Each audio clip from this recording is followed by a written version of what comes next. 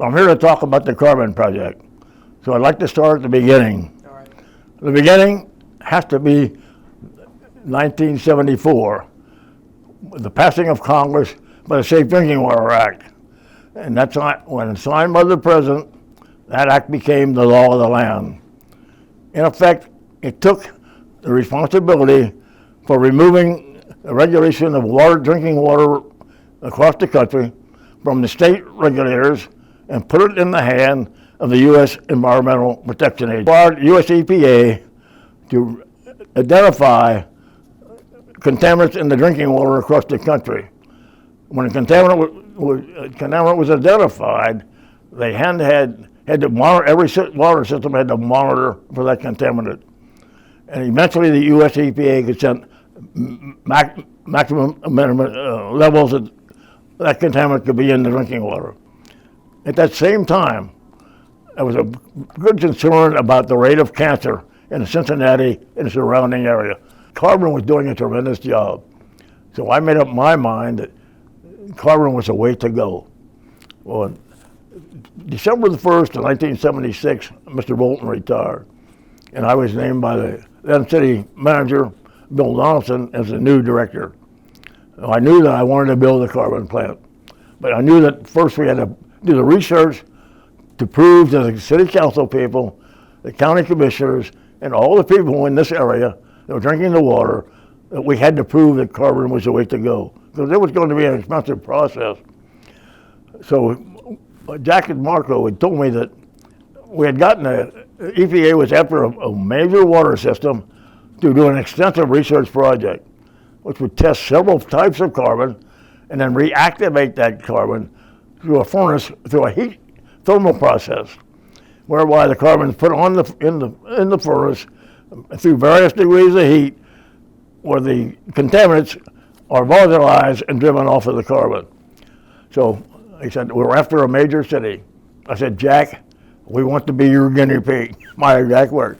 Next step, we have to go to city council to get some approval to sell the bonds to finance both a consulting engineer to design a carbon plant and a contractor to build the carbon plant.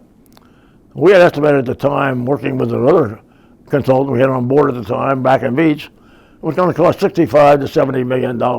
So we got it on the council agenda, and all the council members, except one, voted in favor of it. So now it's time to hire a consulting engineer.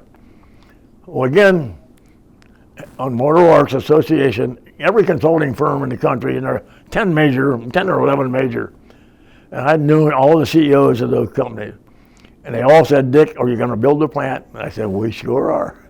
They all wanted to be a piece of the design act. This was going to be a project that no one else in the world had ever done. They were going to get national recognition, international recognition, and certainly more jobs from that. So the firm from New York, White Plains, New York, Malcolm Perney, was awarded the contract. And their proposal kind of mirrored our research project. They placed the plant at the rear of the filter building. And they knew that they had to come up with a way to move the carbon without destroying it. So they had contacted a firm in California and had designed some chemical pumps that thought could do that job. So they were the bad part, the water, we had to repump the water as it left the filter plant to the top of the contactors. We thought that would be minor compared to the pluses. So they were awarded a contract, given 2 years to design the project. So it took 3 years to build the plant. We ended up with an ultimate cost of slightly over $85 million. Well, why the increase? We're talking about 20 years. Inflation happening in all this time, and the cost of material, personnel costs, and everything is due.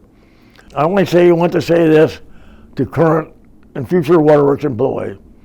You're working for the most important service the city provides. I used to call new employees into my office, talk to them about what their career could be and what they're doing. And I always say, we're told that the city most important services are police and fire. You agree? Most of them shook their head yes. And I say, How many times have you used the waterworks today? Now they're stunned. 8, 10, 12. I said, welcome to the most important service the city provides. So all of you currently working here now, future employees, welcome to the most important service the city provides. Thank you for this opportunity.